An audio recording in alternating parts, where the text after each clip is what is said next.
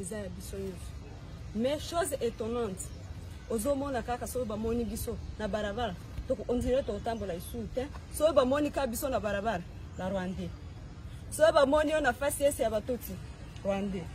Pourtant, eza nyonso tout ke aza Rwandais. Te, baniloti ke baza na Congo, baza accepté.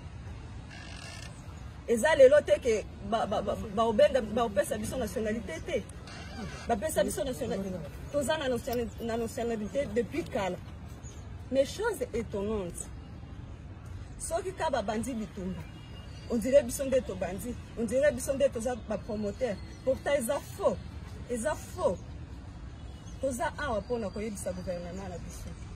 Bayebi biso bien. Ngala ko lobate ke o bato ya gouvernement bayebi biso te. Bayebi biso bien. Bayebi biso ke toza ba Congolais à 100%. Pona nini siko to banda otambola na kobanga. To banda otambola na barabara te. On dirait to banda ka kotambola na butu. On dirait toza banyama. On dirait toza soki nini na kobenga biso na yebi kutu te. Ba aider biso. Ba pesa biso sécurité. Pourquoi batu nyonso? Toza ba Congolais à 100%, bino pe boyebi. Bino pe ba journaliste boyebi. Ba limbisa biso vraiment. Ba limbisa biso. Ba longola biso na makambo wana M23. Toza M23 te. Eza tout cité qui aza M23. Eza bongo te. Biso toza soutenir FARDC. Toza wana po na FARDC. Pourtant, boyebi pe ke na FARDC, toza na ba officier ebele. Mais batala ka bakambo wana te. Bamona kabisona ke toza M23.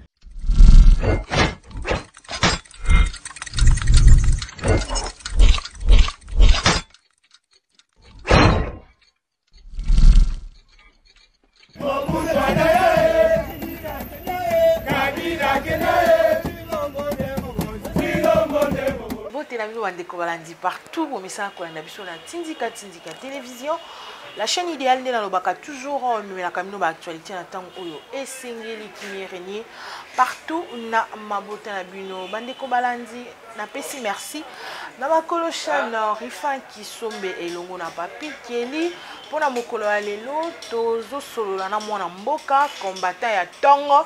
Malgré que tout le monde a une base, mais il y a lobby, à lokola bateau, balandaka yesu na mupandi. Donc il y a d'autres offrandes, mais malimité bateau baeba.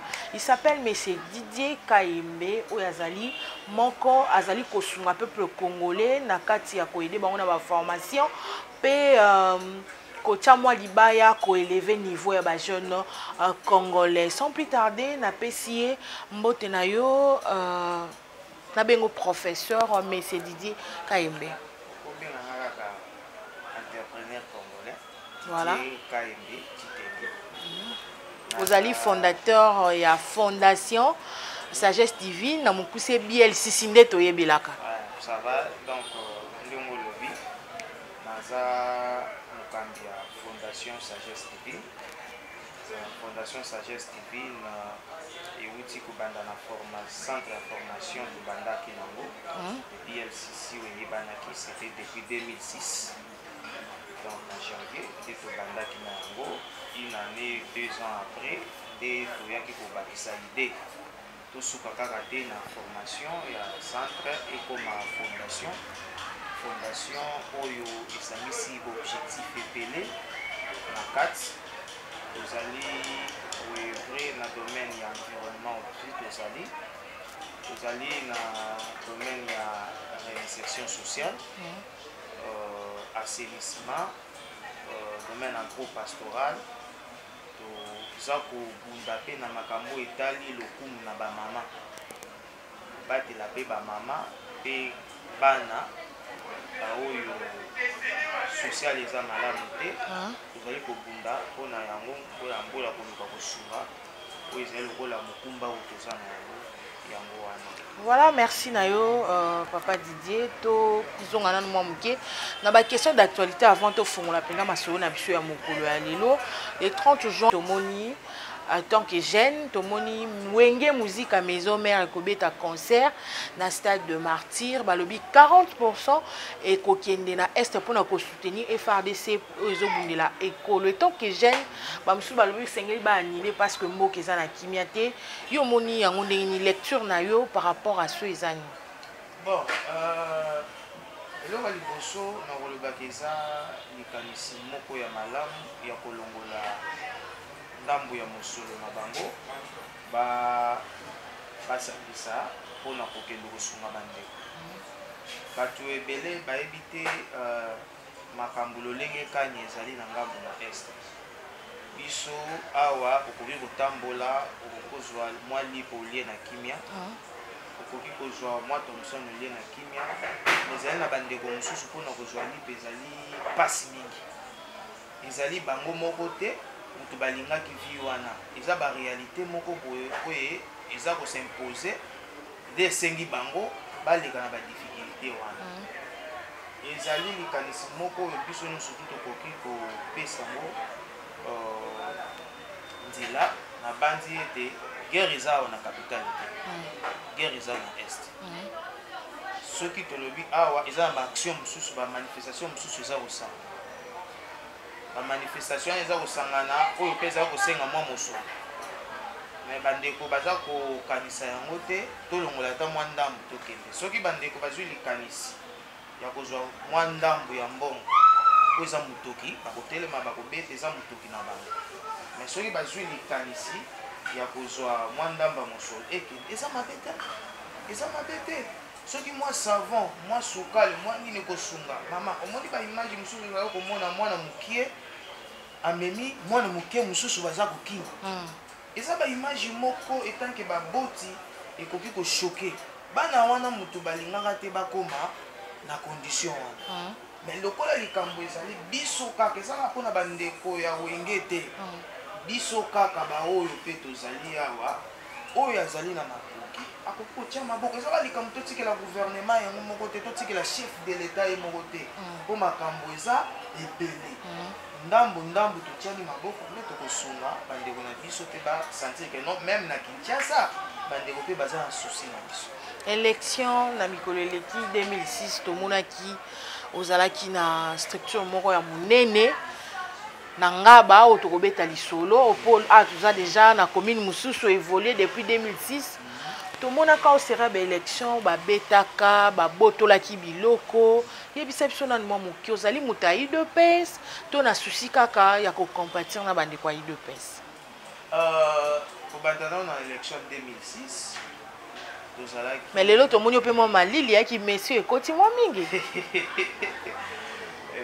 tozalaki kobunda oyebi kobunda lelo ezaka te ke oye na ye naleki na télévision na lobi tobandi kotravaille mingi eza na bazone oyo eza eyebani eza bazone rouge biso mpo ngai na koli na limete ebandaki kozala mwa pasi koya kobanda na bisika oyo oyebani te lokola na ngaba omeka mpe kosimpose ezalaki makasi mpenza mpo na biso koleka koreleve défi kasi lokola eza mokumba ya kosungaka bagene nde omoni formation wana eyebeli oyo bandeko ndenge bazali koyeba nde ekomaki lokola témoignage epa na biso ya solo tomekamaki mingi ezala na 2011 tomekamaki mpe mingi na 2018 kutu n'en parlons pas ezalaki très difficile lokola bandeko bayebi kaka ke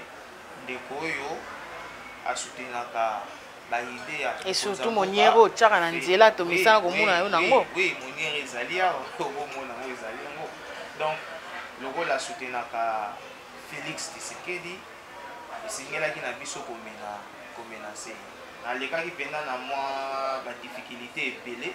Je me rappelle kutu na biloko mosusu ezalaki mpenza babwaki koya kotia misapi boye baagression boye ekomaka tel point ke bandeko mosusu nde bakomaki koya kosala intervention mpona bandeko ezalaki kokanisa ete tozwaka milliard mpona lokola naza kosoutenir mokonzi ya mboka oyo basoutenaka motu te mpona kozwa mbongo basoutenaka motu par rapport ya vision na ye, c'est-à-dire ke mokonzi ya mboka nabandi kosoutenir ye avana na koma oyo azali parce que ebela na biso bagene lelo bakoya kosoutenir motu ta mosusu apesi yo mbongo, bakoya kosoutenir motu ta mosusu toza na ye motu ekolo moko.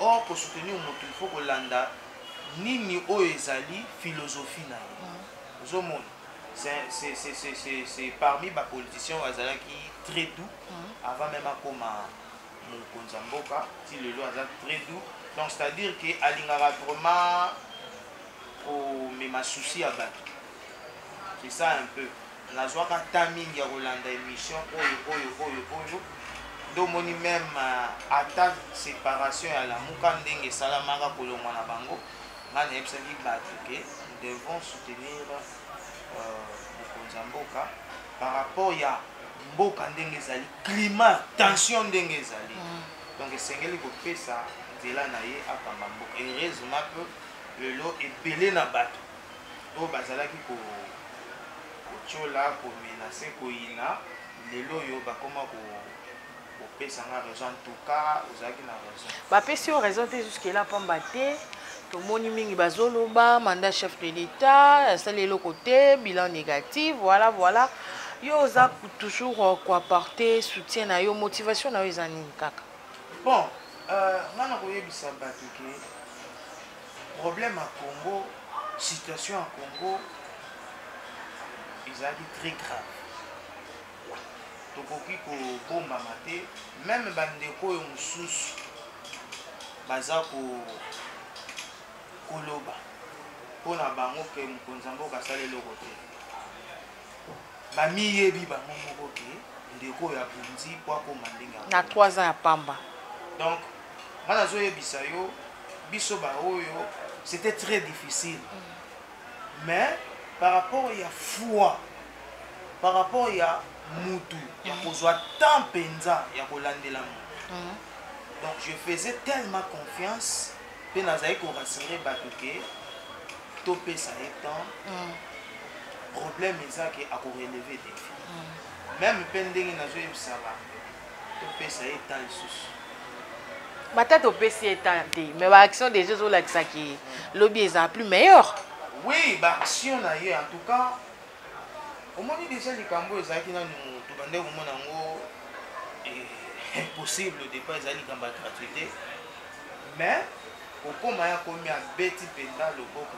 na mesa il faut tobunda omoni makambo mosusu ya kongo ande eza mpona kosala yango il ne faut pas tozela boye tozela tobundana na oyo tozali mokie eza lokola mwana azoyokola kotambola kongo eza lokola tozoyokola kotambola esengi topesa ta malembe nakopesa exemple nga na biso toke tobandaki na centre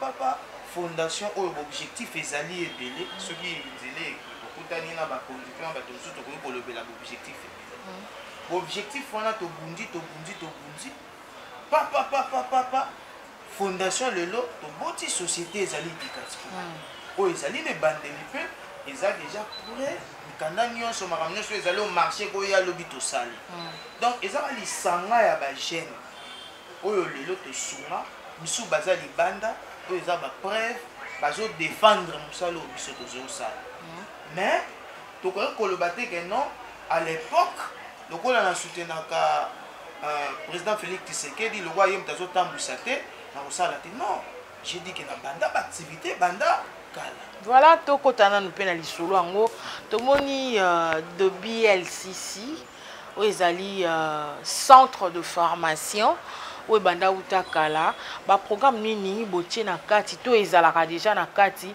oyo ekocaptive mpe public bazolanda biso BLCC ezali centre oyo ezwami na kati ya fondation sagesse divine tozali koorganize baformation organizaka baformation ya anglais oyo toboti baanglophone ebele baza na Kinshasa bazosala mpe ebele mosusu même libanda mboka bazotanga français toza na alphabétisation toza na auto-école koyokola kokumba tozali na makambo etali esthétique na coiffure tozali na makambo etali mécanique générale tozali na oyo etali makambo ya installation technique électrique pardon mpona bandeko bayeba lolenge nini akoki kosala installation mwa misala mosusu ya mike parce que objectif na biso ezali ndeko ayokola mwa mosala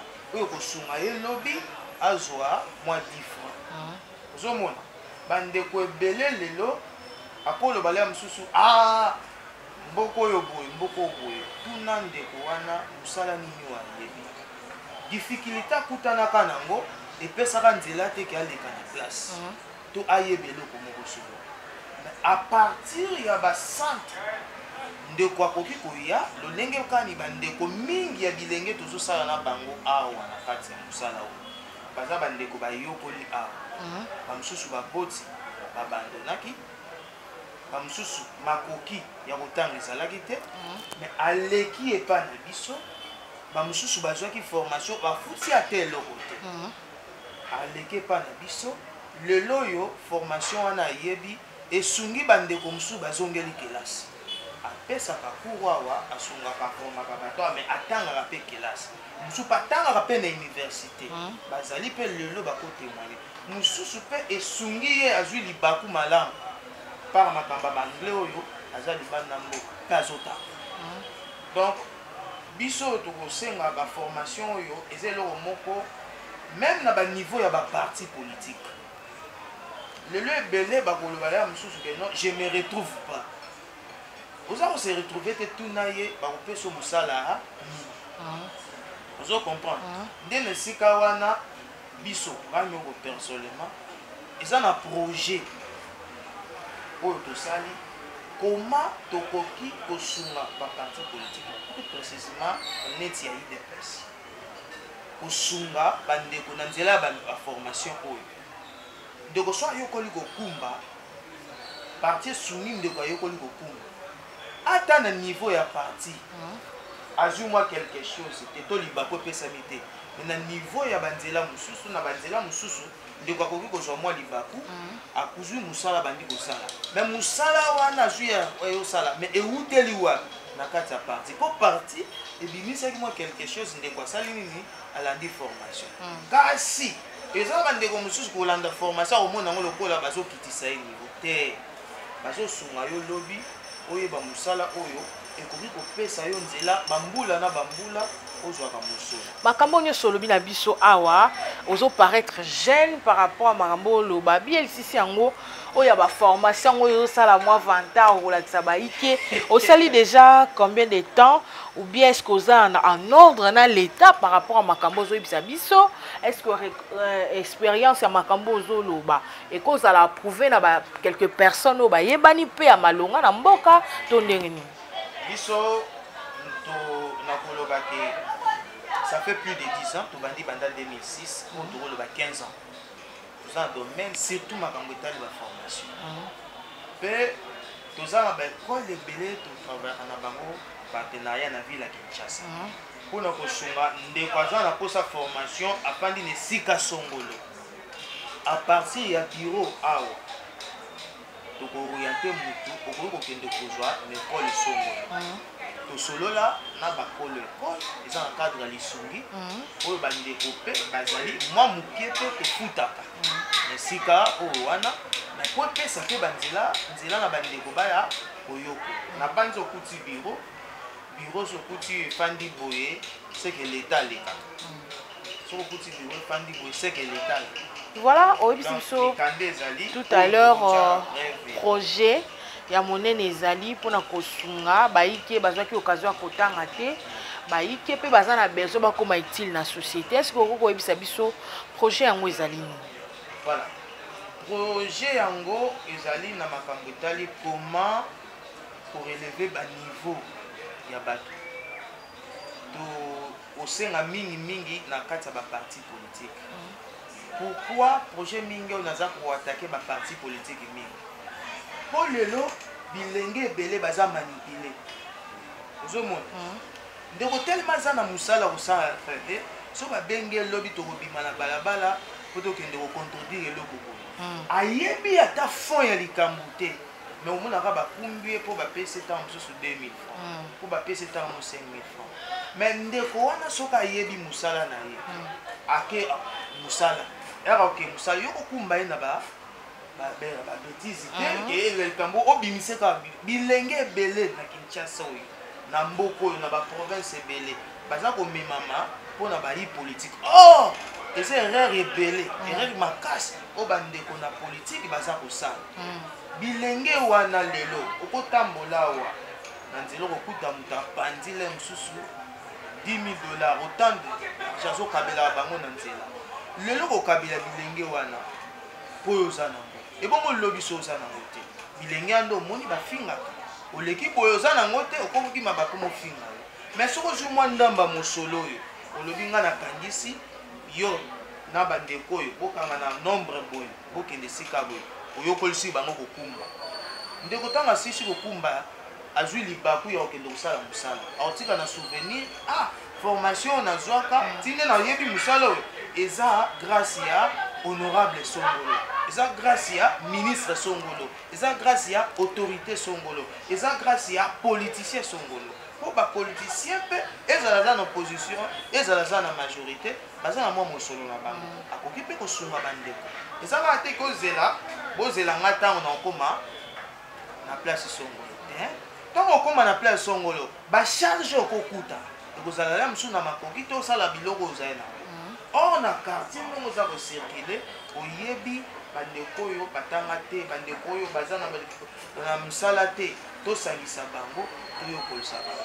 Bakoyeba musala kokumba bakoyeba musala mécanique akoyeba français na ye lobe ko permettre ye pa koyeba musala ke luka musala oko imaginer za mandeko mususu ayebi ata kokoma kombo na eti mais ba kozoe ba bimise na nzela boka esala be tout ça parce que ayebi même ko contrôler te ba bimisinga na mboka to ke de marche est-ce que na constitution na biso eloko yo opposant oyo to eloko yo ndeko oyo azoloba est-ce que eza na molongo constitution ko pesa yo eza makamsu ba bimisa batu na nzela réponse eza bala na constitution mais okomona bamemi bango ka kona bongo toko bima to kozanga maele kozanga kotanga savoir exact ndeko azwi nzela ya koleka nisika ya kotanga te mwana bazo bema ka bango bongo yango projet na biso vraiment mingi toza ko attaquer ba parti politique mais na monde déjà bo bandaki ba wana baza bata parti politique te mais baza bato ya nzela o balingaki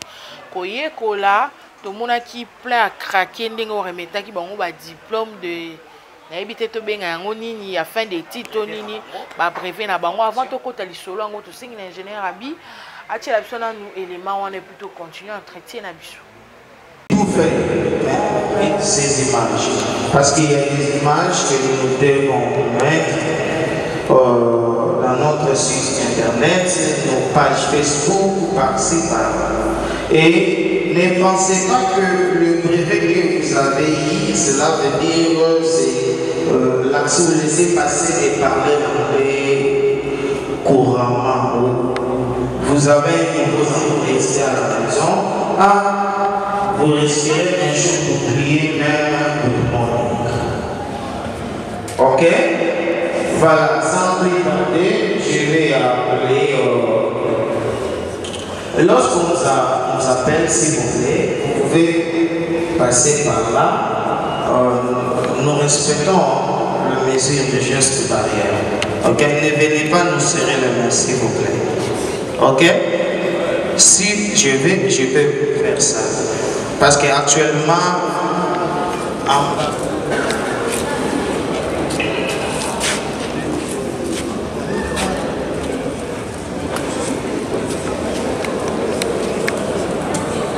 voilà, merci. Nous allons procéder aux appels nominatifs et sans plus tarder.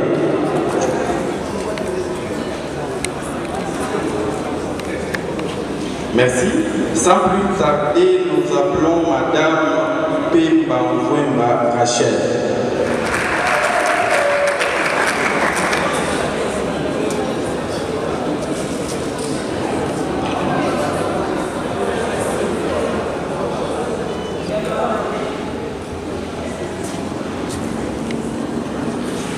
Félicitations, Madame.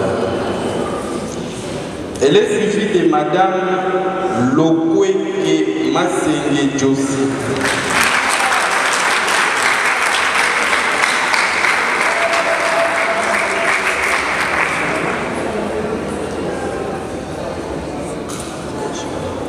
Félicitations, messieurs. Nous appelons messieurs.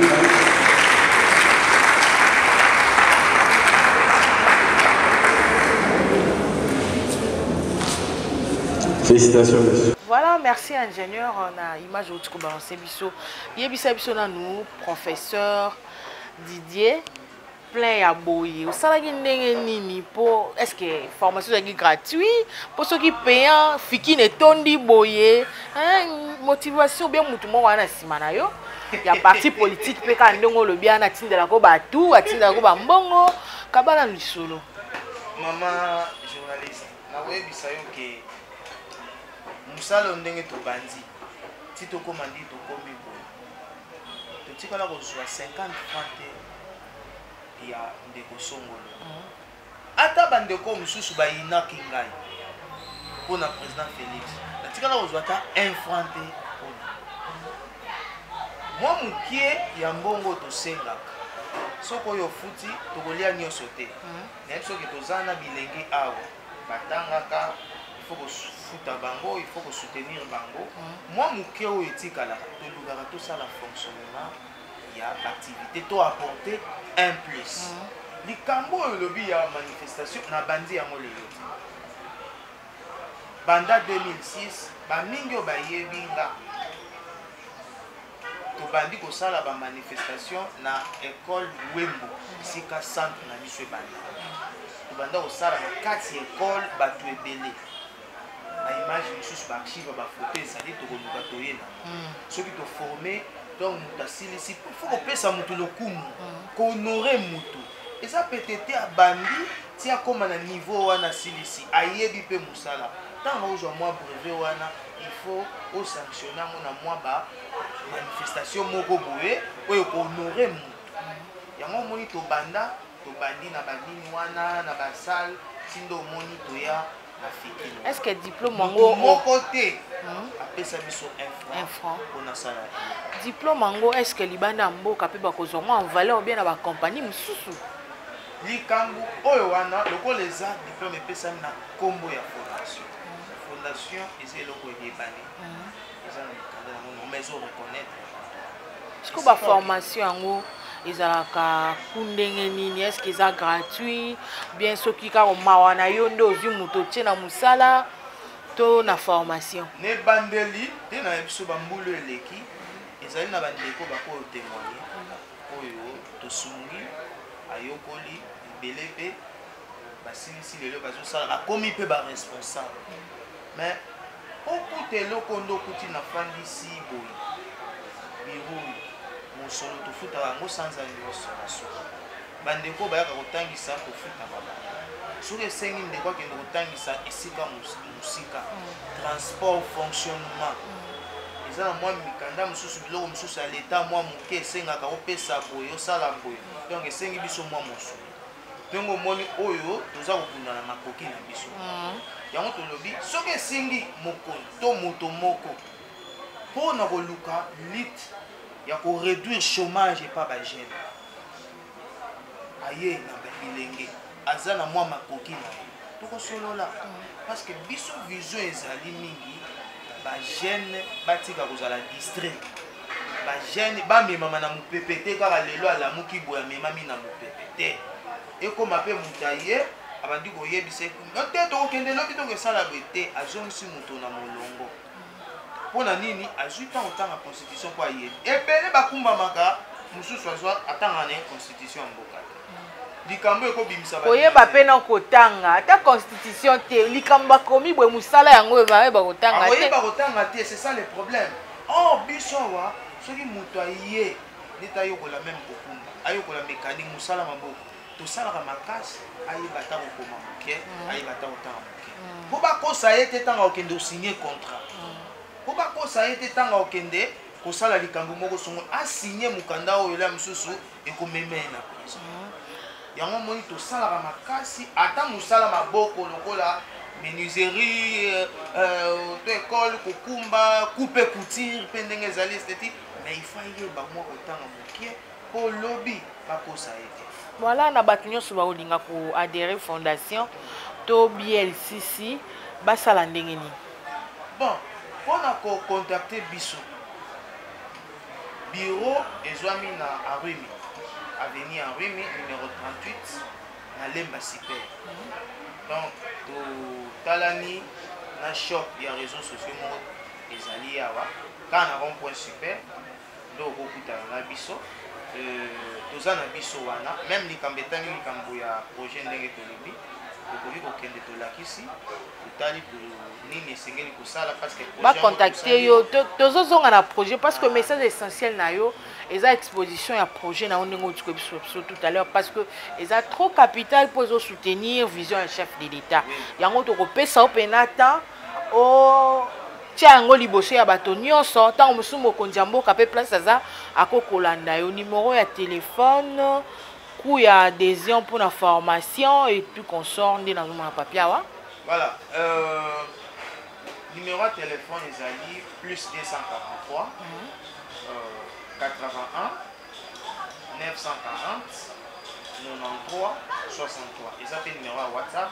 Donc si vous contactez biso nde tokotinda ba coordonnées mosusu électronique soki oza na mokanda bakotinda atoza libanda mboka par voie électronique tokoki mpe opesa yo adresse email ya fondation oyo okotinda mokanda soki mpe esengi to répondre yo tokoki mpe korépondre yo à partir ya oyo wana.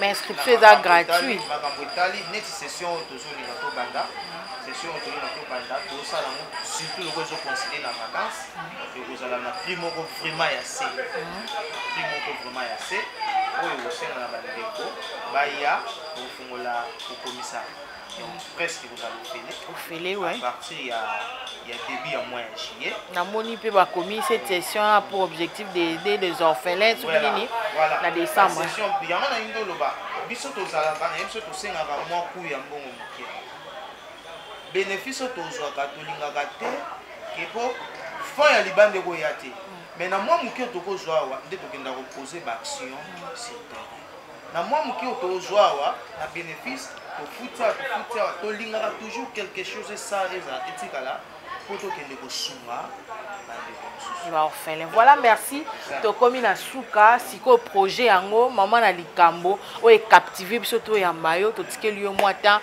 saka na nango.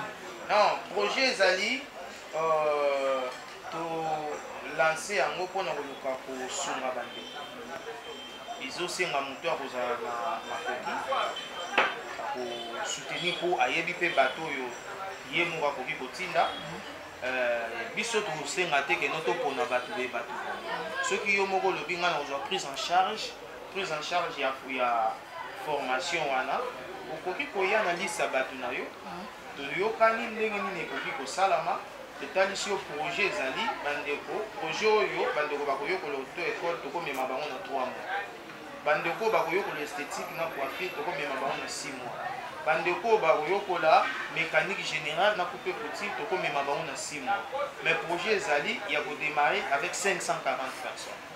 Donc soki moto azali na makoki ya kofinancer 540 personnes sur un problème te la disposition de Jésus pour la formation ce que c'est que notre double pe coût 1000 et quelques tout ça fois deux l'équipe ezali wana toutes les dispositions ezali wana oyo kosenga ke no bandeko bayeka ya ko ya na bic na papier pour makambo etali déjà finance et vous allez déjà silani de l'autre côté na yoka ke osenga aye atanga na ye na yoka ke osenga mingi batindela bandeko ya IDPS baya mingi na formation pour na koyekola na avancement ya parti. Oui, parce que bandeko mingi lelo baza koloba tango mosusu toza ko se retrouver te. Moi sondage tout sali na bandeko mingi baza ko se retrouver te wana bandeko mingi misala maboko mosusu bayebi te. Kofanda na bureau lelo la mosusu ndeko azwaki temps azwaki nzela te ya komata etelo alikolo université.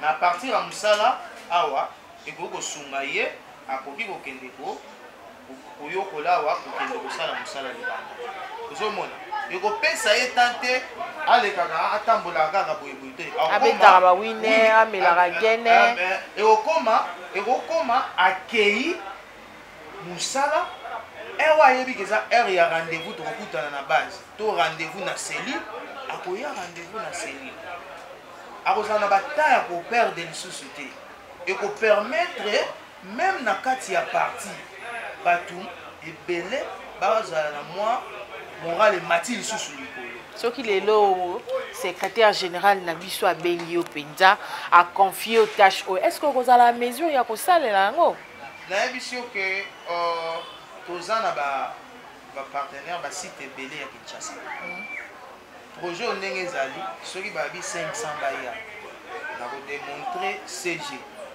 lolenge kani tokoki kotravailler c'est-à-dire que non oyo bakozala coupe kuti bao baza boye baokende aotrouver discipline tout dans le projet même baliste ya présence même bafiche donc ndenge nakomi détail nyonso ye moko ntanga kotanga aocomprendre akakasi ekosenga ke tokotravaille yango soki ezali na bango tokotravaille en partenariat na yango mpona kosupervise mpona nini parti soki ebimisi mbongo efuti il faut que suivi ezala suivi wana ekosala moyen na bafiche oyo biso tobanda oscane totinda yango na administration ya parti bakotala mpenza na présence ke ndeko songola yaka formation siko lobi soki ake kolelela oyo nazozwa mosala te yo banda okende formation okimaka formation ekopesa CG courage ndenge nini akende oluka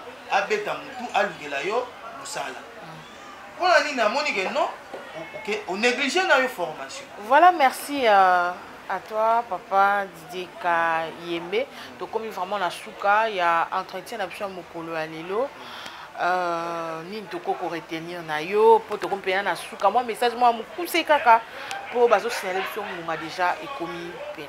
Voilà, message à me pousser na pesi bino merci ma colochien peine na aussi on appelle les Congolais tous à la distraité. Tous à la distraité.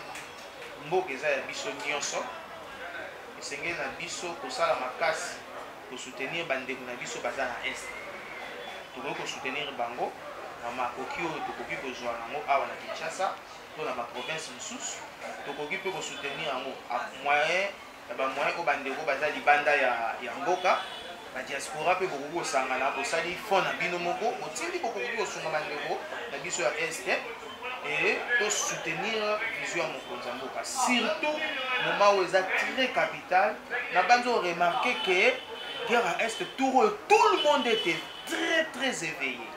C'est-à-dire, tous à la district, tous soutenir Mboka, tous tchaki pe na mabon leli, zamba pe sa makasi, zamba bakisa sur patriotisme ou la patriotisme ça nango, pour nous soutenir pour aider Mboka na biso pour que merci beaucoup. Merci l'ingénieur Biyu Nassima Kamira. Merci ingénieur Abi Matondo na montage. Un grand merci à mon boss Rifan Kisombe. Sans oublier papa Joki Koumanda na Londres. Na moni pe de papa Jean-Luc. Pour na moukwale to suki awa to kutena mikolo koya. Bye.